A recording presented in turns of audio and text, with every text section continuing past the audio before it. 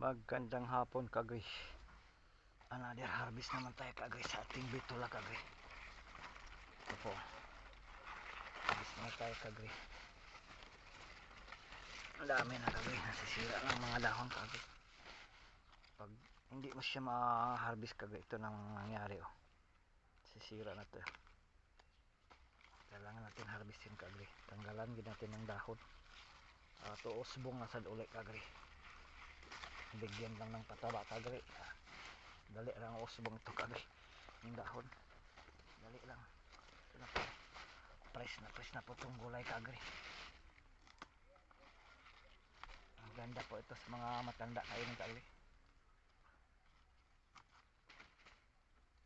Kahit na hindi matanda kagay. Ito kagay. Sira na oh. Dapat lang harvestin natin.